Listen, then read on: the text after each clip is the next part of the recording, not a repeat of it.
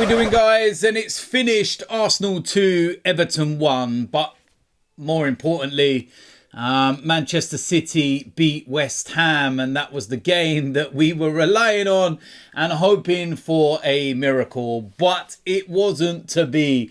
And you know what? I've kind of got mixed emotions. I've sat and thought about this moment for such a long time over recent weeks and how I would feel, and you can never kind of prepare yourself for it in a way, and you have them highs and lows and the utter jubilation and despair and everything. And we kind of went through those emotions a little bit today because, you know, before the game, you've got that little bit of belief. And I spoke in my preview about your heart and your head and the way that, you know, they have two different thoughts.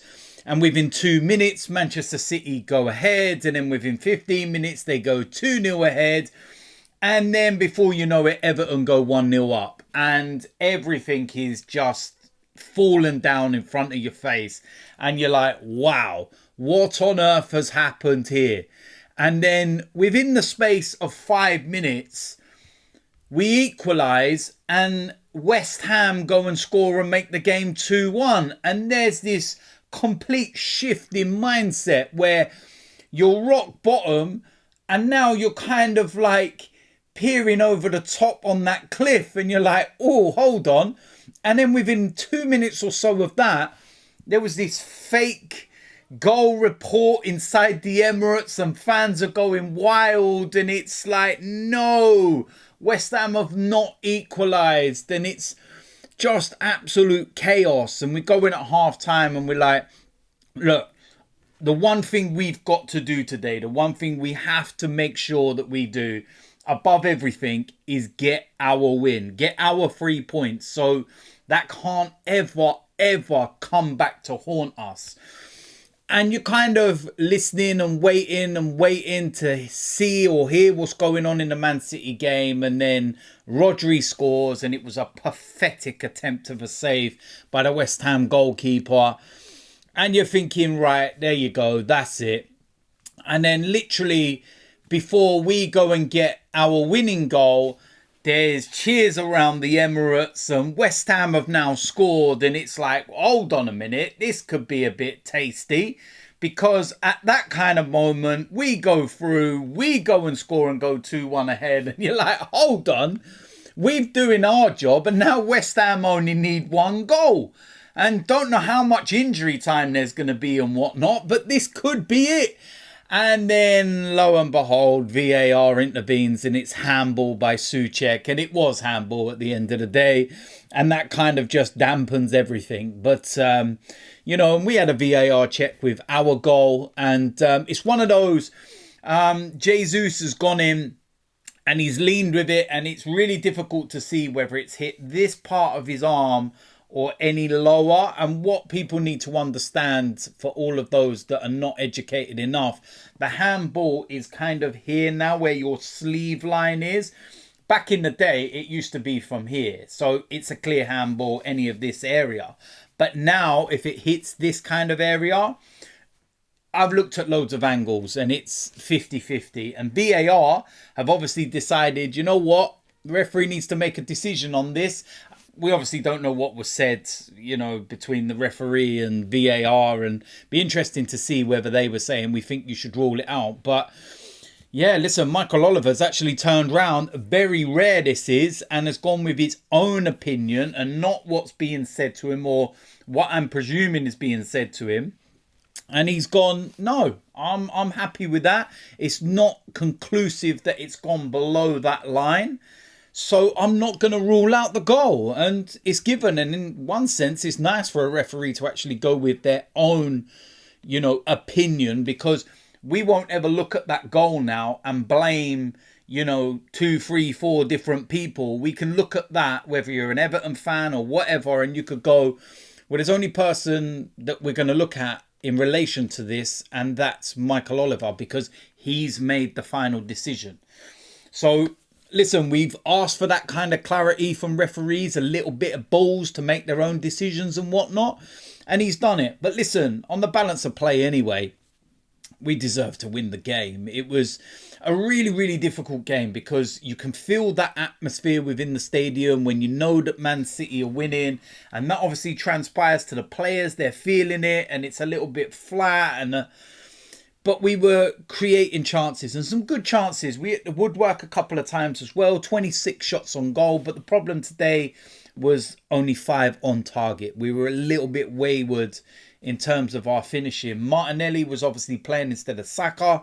I thought Martinelli actually done all right on that right-hand side. It caused quite a few problems, in particular in the second half. But the one thing I will say, and I said this earlier on and I tweeted about it, is fair play to Everton. Okay, this is a team that, you know, have had a tough season and they've had to face, you know, the points deduction and everything else. And listen, how must they be feeling when Man City, you know, have got 115 charges and they're allowed to just play 2 full seasons with nothing being done and win the title? It just leaves a bitter, sour taste in your mouth that this has not been concluded or dealt with. But Everton, yeah, like I said, they came into the game and they could have been on the beach. Let's be honest about it. It could have been an absolute walkover. And despite us creating chances, they were dangerous on the break and they were causing us some problems. And the one thing they did do was defend brilliantly. And I look at the way that they defended, and they're putting their bodies on the line and doing everything they can to protect their goal. And there's so many times this season I've watched teams come up against Man City and I sit there and I watch them bend over for Man City. And I think, where's this kind of defending when teams play Man City? You know, when you're looking at recent games with Man City and you're thinking that could be a difficult one, that could be a difficult one and whatnot. And Aston Villa was, you know, one in particular. Aston Villa went and sent out their reserve side or second team, whatever you want to call it. It was absolutely pathetic. You could the way that Spurs bent over for them. Even West Ham today, all bent over. And it's just, I don't get it. I don't get it. We play against these teams and they all seem to just set up low blocks, dirty, stinking, you know, barriers in front of us, and they defend so well and put everything on the line. And then you're watching teams against Man City and they're like, oh yeah, do you want another one, sir? Go on then. So listen, it is what it is at the end of the day. Like I said, I'm gutted. I'm absolutely gutted. But there's also a massive part of me that's, you know, thinking ahead. And it's difficult to think ahead at the moment because this will, you know, leave a horrible taste in the mouth and the heart and everything for a little while. But I hope the players, looking at the players anyway at the end of the game and hearing what was being said, and, you know, I feel that they will use this as motivation. I feel that they will use this as a way of saying, you know what, we come back stronger and, you know, we have to raise the bar again. We've got more points than we did last season. Best, you know, defense in the league and everything. And, you know, we were so close. So close. So when you look at our last 19 games, 17 wins, 1 draw, and that 1 solitary defeat against Aston Villa. And that shows you the kind of level you have to go to when you face teams like Man City. And you can't afford to slip up in one game. But I would like next season to see teams give Man City more of a game. You know, because when it comes to the business end of the season, despite everyone saying Man City know what to do, they know what to do, they're really good at doing this, etc., etc., I just see too many teams bending over. Way too many teams bending over, and it's just boring. But listen, we're going to come back stronger. I have absolutely no doubt whatsoever that we are going to come back stronger. We're going to get rid of the players that we need to be getting rid of. Bring some more money into the club, which will obviously go to the, you know, pot of money for the player signings. And yeah, we're going to recruit well. I believe we will. Jurriën Timber already will be like a new signing next season because he's effectively missed the whole season. Started the first game, came on, you know, today. And by the way, he actually looked good when he come on. So I'm really excited about seeing him for the season. And listen, that's all we can do is just regroup. Certain players will go off on holidays. Certain players will go off to the Euros and whatnot. And what we will do is we will come back fresher and we will come back stronger. And there's players there. When you look at the likes of Declan Rice and that, I have absolutely no doubt the mentality of players like him will come back a different level. He won't want to feel that pain again because he was visibly gutted at the end. And he ain't going to want to feel that again. So he will come back better. And in my opinion, he will be an absolute monster of a player next season. He's got a year under his belt as well.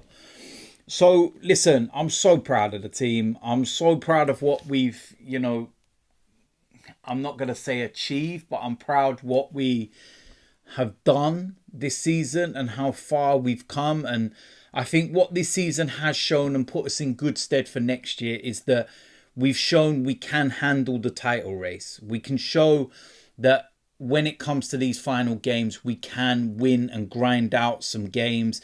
Tough games that we played away to Spurs and United, which is predominantly difficult for us. And we've shown that we can do all that. And even today, final game, when there's so many nerves and emotions and different thoughts, and we've been able to get the job done. And that will stand us in good stead because you come to next season and you go into a title race in that final 10 games, there will not be those same question marks there were this season. This season, everyone was looking at the final 10 games. And at that time, there was 3 of us in the title race. And everyone was saying Arsenal's remaining games are the toughest out of everybody. And all everyone referred to was last season. Rightly so, because in our final 10 games last season, we crumbled. But we learned and we went different this year. So next season, they won't be able to sit there and say, well, can they handle this pressure? Can they handle these remaining games? Because they can't use this season as a reference. Because when they do, they'll go, well, they won that last year and they won that last year and they did this and they did that. So it will only make us stronger. The 3rd youngest squad in the Premier League. Let's remember that as well. So listen, like I said, look, see what it was like in the Emirates when Mikel Arteta was about to give his speech and the way that the fans are singing his name. 60,000 in the stadium, and it's the majority, yeah? Not the minority of little rats that are online and want Arteta out and everything else that can't see the bigger picture. At the end of the day, Mikel Arteta's came in and it wasn't like he had a mansion already in place and he was building like extensions onto the mansion, which is what Pep Guardiola was able to do at Man City. Okay, Mikel Arteta has basically came in and he's purchased a derelict house and he's got to rebuild it from the ground up. And that is what he's had to do. And people could sit there and say 4 years and this and that. The reality is that for the first 2 years, it was a rebuilding phase. When you're rebuilding a house from the ground up, you're not going to live in it, are you? You're not going to sit there and sleep in a house with no roof. You're not going to sleep in a house with no floors. And that is what Arsenal was at that time. It was being rebuilt. And we've done that over the 2 years. We've rebuilt and we've created something that gives you something to move forward. Now, last season was the first of those seasons where we challenge. And this is the second of those seasons where we challenge. And yes, we've gone 2 years without a trophy. We can say that. But where we were to where we are, it shows that we're so close. Now, don't get me wrong. Next season, Mikel has to deliver for me. Has to go and win the Premier League or the Champions League. One of the big 2. I'm not talking about FA Cups, Carabao Cups and all the rest of it, yeah? I'm on about the big 2. They're the 2 main ones, the big 2. Champions League, Premier League. Mikel's got to go and win one of them because if he's backed in the transfer market, goes and invests and does all that and has that core, because what he's doing right now, he hasn't got a derelict house. He's basically got that mansion there and it's fresh and it's new. And he's got to just add parts of that, like the swimming pool and the tennis courts. And you catch my drift, innit? So listen, those of us with a brain, we know. Those of us without a brain, you're dickheads. Shut the fuck up. piss off down the road if you want and go and join them. Don't give me all this mentality about this is what we want. We just want what's best for the club. Now, you want what's best for your bank balance. That's about it when you're moaning and shitting, talking about your crap and fuck off. Piss off. So, listen, is what it is. It's done. Season's over. I'm going to do a end of season, review and everything else. And then I'm going to enjoy my holidays, man. I'm going to enjoy my holidays because, oh man, I can't wait to say. I've been so fucking restricted this season, man. Some of you just don't know. I've been so fucking restricted. I get so many people questioning or leaving comments about being at the Emirates and are you going again and everything else. And there's reasons. And I've been restricted for a long time. But I tell you something, next season, I'm fucking back. I'm back and I can't wait. Because I'm coming for everything and everyone. Believe me. So, listen, for all of you that have been here through this season, supported, showed love, it's all good, man. It's all good. So, yeah, it wasn't to be. We finished runners up, but immensely proud of the team. And I love this club, man. So we go again next year. If you're new around here, hit the subscribe button, smash a like on this video, and I will see you lot soon. I'm out of here.